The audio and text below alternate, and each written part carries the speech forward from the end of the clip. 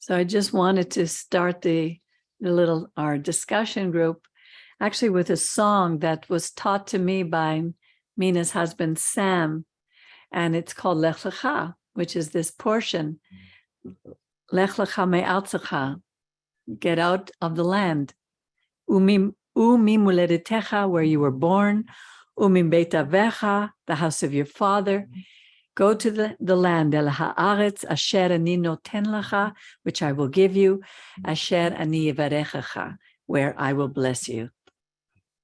Lech lecha me'artzecha umimaledetecha umibeit avecha el haaretz asher ani noten lecha, asher ani yivarechecha.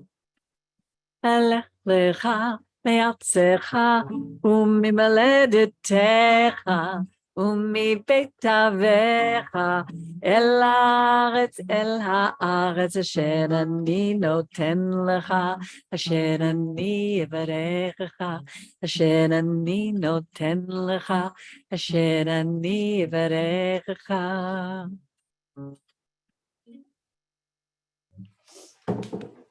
You know, Alejandro, when I first started looking at the study this week, it's amazing to me that since I've started to teach the Torah on Wednesday nights, I see so much more than I ever saw just waiting for someone else to teach me. Every time you read it, there's so much more that jumps out of the page.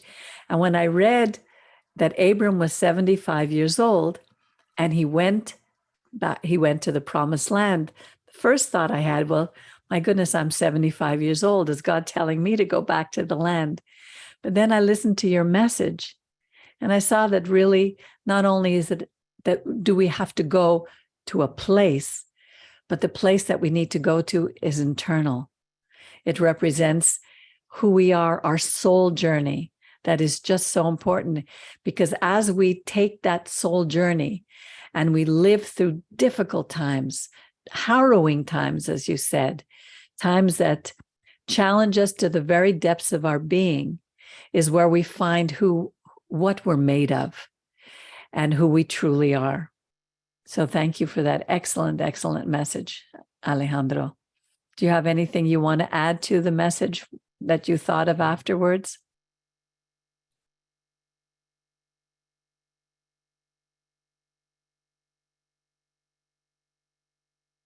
I think there is many things that we can learn about this special parasha. It's a very interesting or very teaching parasha, because it's like I say in the drash,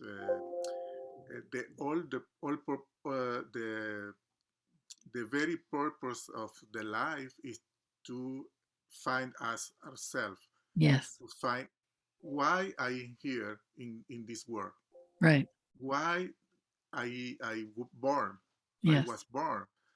So many people are discouraged and are sad, are depressed, because they are no motive to live, because they don't have the purpose. They don't know her purpose.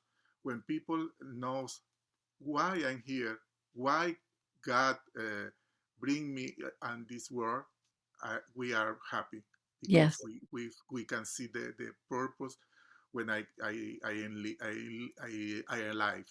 And maybe it's not when we try to live the life of the other people, is because we don't know the why I am. Right. Exactly. But that is so important to know who I really are. And it's not about being like the other people, but learning something from them that we can take for ourselves. And many of us, that purpose is given, well, the purpose is there even from when we were a child. There's some people who you see that they know very early what they're meant to do. And it may not be a big thing. They may not be famous. Most people who find their purpose in life, other people don't even know who they are, but they know within themselves who they are. And that's the most important thing. It's our struggle, to the struggles that we have is when we're not clear with our purpose. And it doesn't have to be huge. It could be very, it said one of the things that it said that Moses would choose men. Some would take care of 10, some would take care of 100, some would take care of 1,000. And the most difficult thing, they would go to him. So even if we're here for one other person, we have a purpose. Exactly. Yeah. And maybe we don't know are clear what is my purpose. Maybe we are not clear. That is nothing wrong with that. But at least when we know that we have a purpose, even if we don't know, but that is a good step. Yes.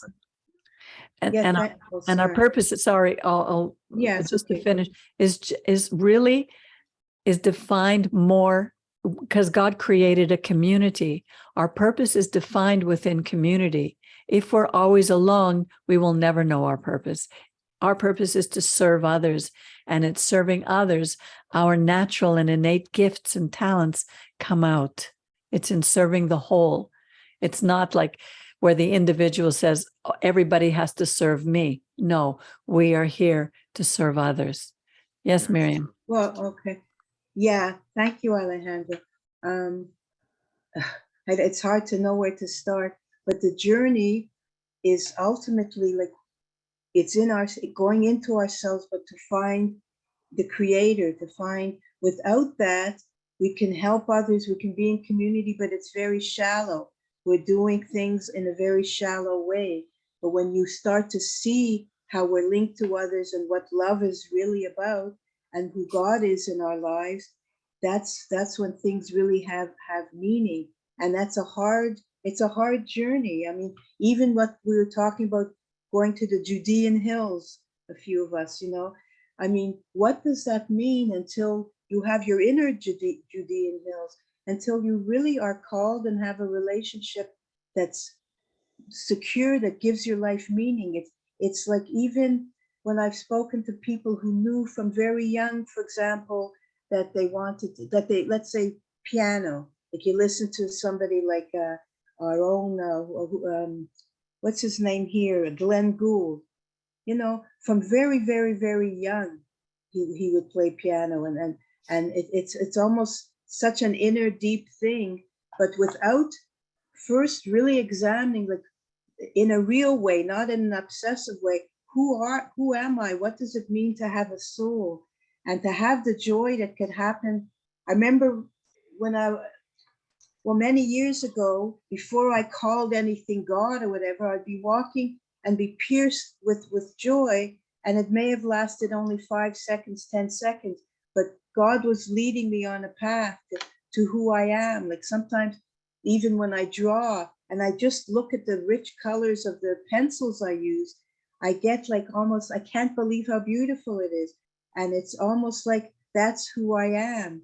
That's who I am. And it's really a long journey, and it could be really, really painful, but until we really, and it build humility is not some fake thing where you go, oh, there's a lot of fake humility, but it's really when you honestly walk and search for God, and you see how we are how he's leading us on our own path, and yes, within community, thank God. But anyways, it's such a beautiful journey, and the inside and the outside start to become the same thing. Like, by your actions, that you're walking with God. I mean, it's really a total journey. It's not just, well, doing good things because it says to do good things and people are going to see you doing good things. Your inside and your outside start to become one. That was always such a big issue in my life. How does the inside and the outside, not in an intellectual way, in a real concrete way, my inside and my outside even in the bad things, the things that I don't like about myself.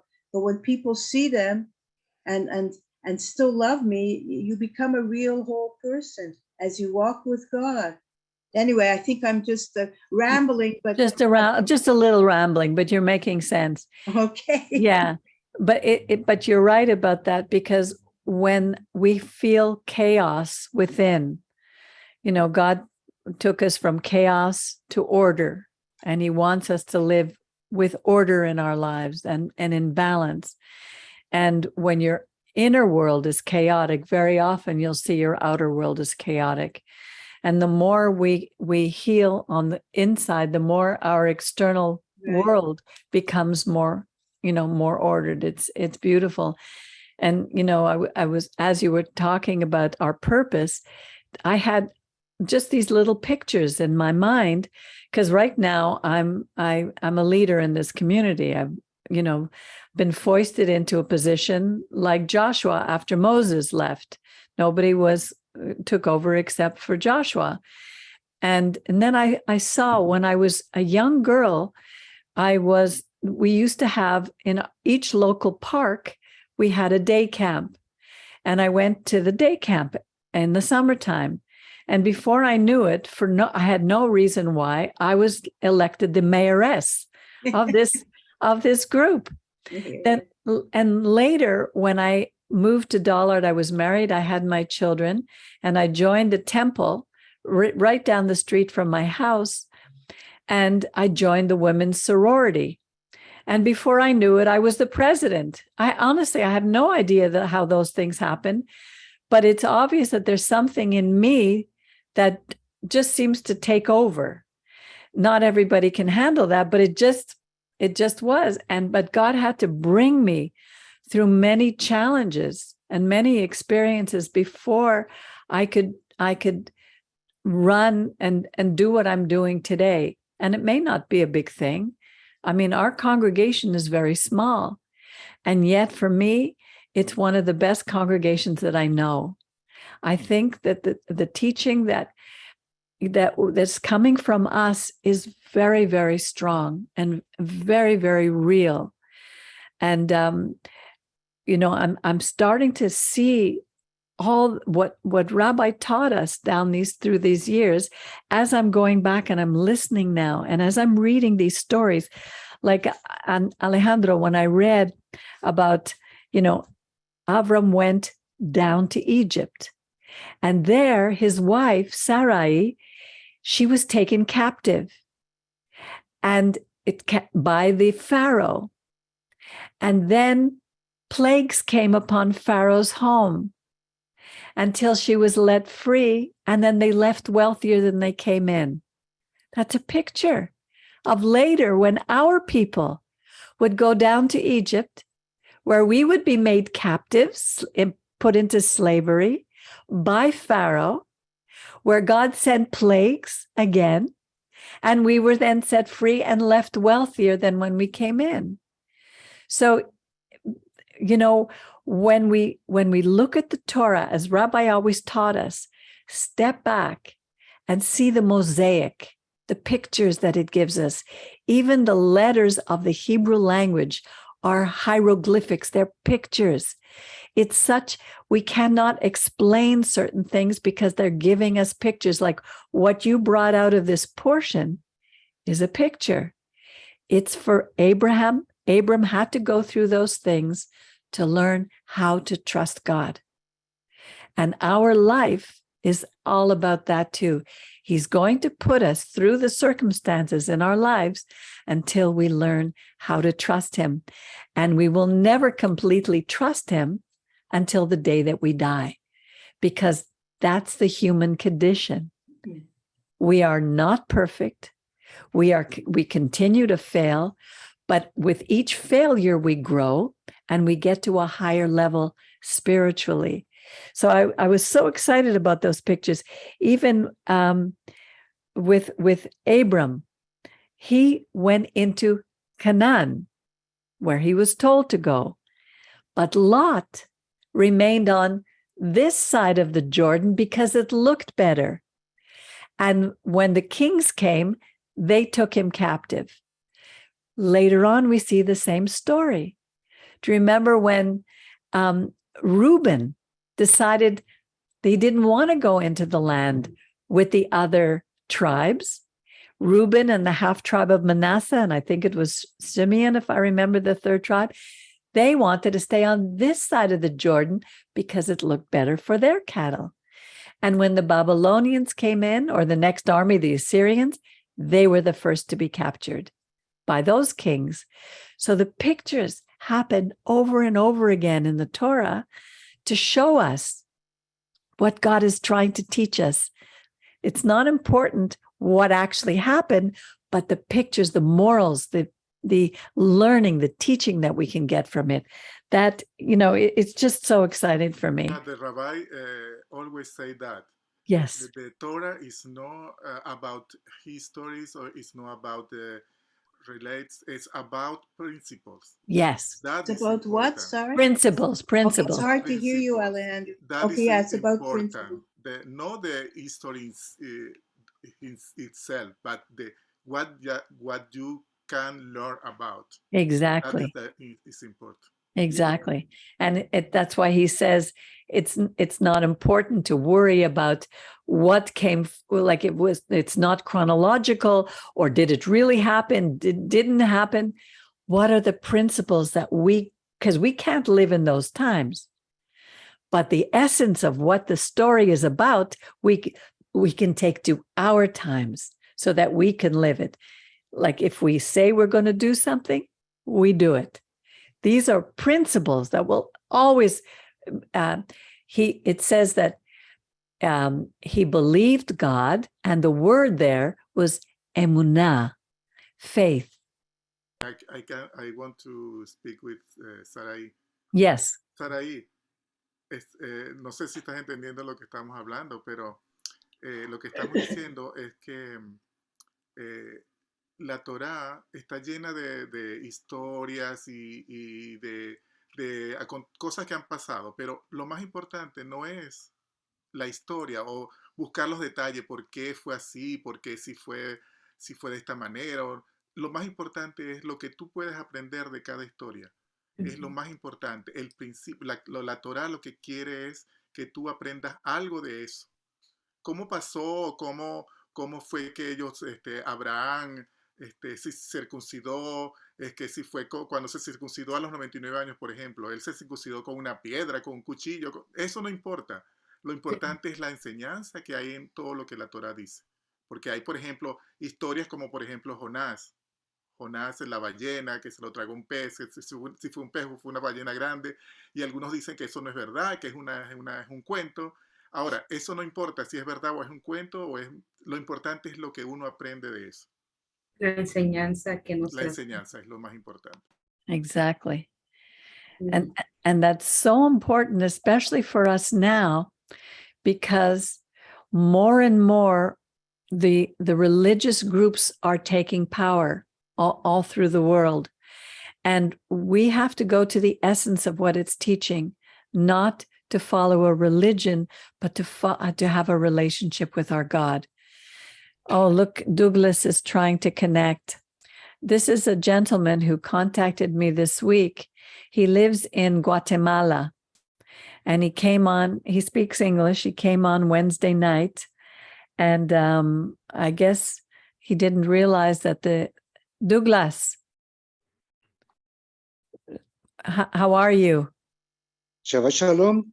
Shabbat Shalom. I guess you didn't realize the time difference, because we're almost finishing our service. We started noon on Shabbat, which is no, don't be sorry. I feel sad, but we'll send you the recording of the message.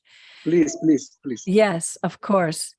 The only thing is you missed the liturgy at the beginning, but I wanted to introduce you to some of the people. You see, Alejandro Alvarado gave the message today. He's originally from Venezuela.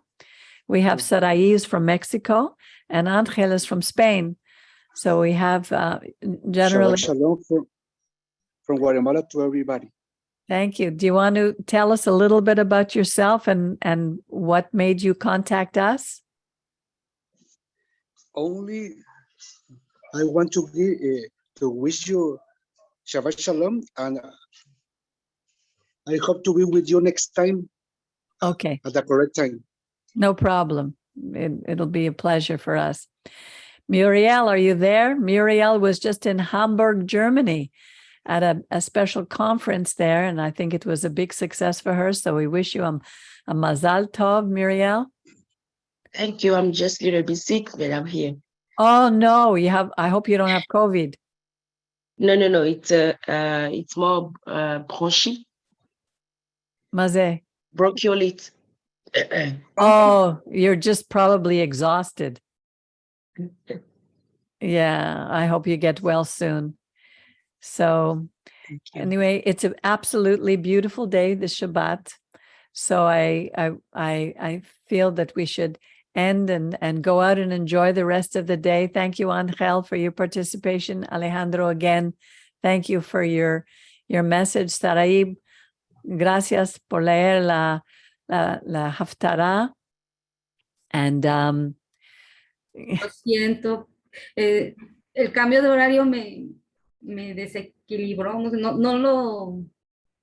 No sí, esta noche, tonight we're going to turn back our clocks 1 hour. I forgot. Sí, nosotros también tenemos que cambiar el horario esta noche. At No, what Jason. time? At midnight? Yeah, well, Yes. before you go to bed, 2 a.m. So we're going to be an hour earlier. So it'll be, I don't know. Do you change? ¿Tú cambias la hora en México? Sí, ya no lo cambiaron a antier. Entonces, Sí. ¿Retroceden también? ¿Retroceden la hora también? sí, Y- Ok, y mejor Douglas? dormimos 1 hora más. 1 hora son adelantados ustedes, ¿verdad? No, retrasado. Retrasado. O sea, Ok. dormimos 1 She's hora in más. the Eastern time zone, she has to change. It's the standard time, they don't change. Yes, sir. Okay. Yes, sir. Muy hermosa enseñanza. So this evening, okay. What did you say? So at 2 a.m, this tonight we do. Yeah, yeah. Well, I turn it whenever time you go to Yeah, bed. right. ¿Tú So I entendiste, Saraí? Saraí, ¿entendiste la enseñanza? Lo que leí en español, lo entendiste, por supuesto. Sí, Ok. la verdad que hay un texto, bueno, yo recuerdo esto que decía creo que es los Corintios, donde dice que todo esto que fue escrito es para nuestro entendimiento, para que nosotros aprendiéramos sobre eso, ¿no? Claro, lo importante no es a saber historia, lo importante es cómo lo aplicamos en nuestra vida hoy. See, the most important thing is not the story, but it's how to apply it in our life. Yo no dejo de sorprenderme cada aunque lo leemos constantemente, la Torá desde Bereshit hasta Devarim, Sí. como decía nuestro gran sabio, el rabino Percy, tiene 70 caras, aprendes cada cosa diferente. 17 faces, yeah. Sí. See. Well, Shabbat Shalom, everybody. God willing, we'll see you. Shabbat shalom. Shabbat shalom. Thank you, Alejandro. Very Thank good. you. Thank you. Shabbat Shalom. It's important to focus on the essence, Amen. reality, Yes. and when we realize who truly are, which is we are one with the Creator. And for some of us, who may take 30 years. From others, will take a life, even one life, probably, to find out who truly are. And it's beautiful when we realize that we are co-participants by our Creator, to be part of entire creation, and not only to be, as we see in the beginning of the scriptures, that He put us in charge of the garden, which represents the creation of our Creator. So we are, there for this purpose, Yes. to be one with Him. It's beautiful. Yes. We're tenders of His garden. Have a wonderful day and go out in His garden. Shabbat We are shalom. His guardians. Shalom. We are the guardians. Yes, we are the guardians. Shabbat Shalom. Shabbat shalom.